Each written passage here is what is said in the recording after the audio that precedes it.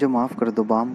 ये कहकर Rachel tower पर चढ़ने चली जाती है और ना जाने कैसे तभी टावर के दरवाजे बाम के लिए भी खुल जाते हैं और बाम टावर पर पहुंच जाता है। वहाँ उसे हैडन मिलता है, टावर का केयर टेकर। बाम उससे रेचल के बारे में पूछता, लेकिन वो कहता है कि सारे सवालों का जवाब टावर के टॉप पर है और टावर पर चढ़ने के लिए बाम को एक टेस्ट क्लियर करना है। तो फिर हैडन उसे टेस्ट के रूल बताता है। वो ये हैं कि उसे केज के अंदर जाकर वाइट स्टील ईल से जान बचाकर ब्लैक बॉल को तोड़ना है और रेचल को पाने के लिए वो बिना सोचे समझे केज में एंटर करने दौड़ पड़ता है। तभी यूरी प्रिंसेस ऑफ जहाद उसे किक मारकर जाने से अंदर रोक देती है, पर वो बाम से क्या कह रही है उसे उसकी लैंग्वेज समझ नहीं आती। तभी प्रिंसेस का गाइड एक बॉल देता है जिसे वो पॉकेट कहते हैं। उसकी हेल्प से वो उनकी लैंग्वेज समझने लगता है और वो कोई नॉर्मल बॉल नहीं, इस टावर के लोगों के लिए एक लाइफलाइन है और बाम के इनविजिबल कहने पर वो गायब हो जाती है। यूरी बाम को नॉन रेगुलर देख और उसके बिना सोचे समझे टेस्ट के लिए जाने पर बहुत गुस्सा होती है। बाम के पूछने पर वो बताती है जो आउटसाइडर गेट के अपने आप खुल जाने पर टावर में एंटर हो जाता है वो नॉन रेगुलर है। ऊपर से ये बाम देखने में काफी वीक मालूम हो रहा होता है। यूरी बाम को रोकती है पर हैडन कहता है इसे जाने दो।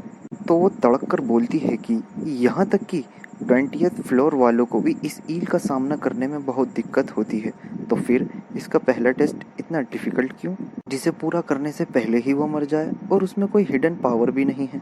तो हैडन कहता है कि अगर तुम्हें इसकी इतनी ही फिक्र है तो तुम इसे अपनी लेजेंडरी स्वॉर्ड ब्लैक मार्च क्यों नहीं दे देती। यूरी का गाइड इवान उससे मना बहुत करता है और बताता है कि सिर्फ प्रिंसेस ही इसे यूज़ कर सकती है, लेकिन वो ब्लैक मार्च बाम को इस टेस्ट के लिए दे देती है।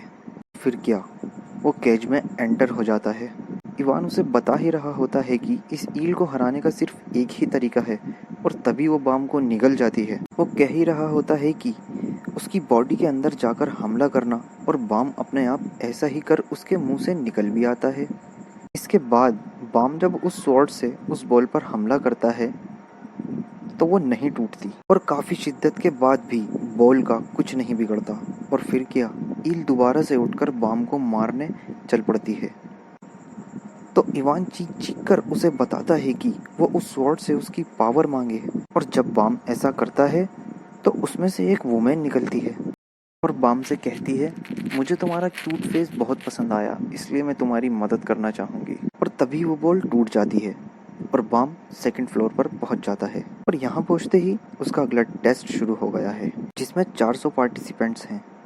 टेस्ट के रूल ये होते हैं कि लिमिटेड टाइम में 200 पार्टिसिपेंट ही अगले टेस्ट के लिए पास हो पाएंगे और दूसरे पार्टिसिपेंट्स को रास्ते से हटाने के लिए वो कुछ भी तरीका यूज़ कर सकते हैं। टेस्ट के स्टार्ट होते ही एक पार्टिसिपेंट उस पर हमला कर उस पर पैर रख देता है, तो तभी उस पर दूसरा कोई तीर मार के उसे मार देता है इस टास्क में। और यहाँ पर सब एक दूसरे पर हमला कर रहे हैं। तभी बाम के सामने एक ब्लू हेड लड़का आ जाता है और दूसरी तरफ लिजर्ड जैसे मुंह वाला दानव। तो अब बाम इस सिचुएशन में क्या करेगा, इंतज़ार करिए अगले एपिसोड का।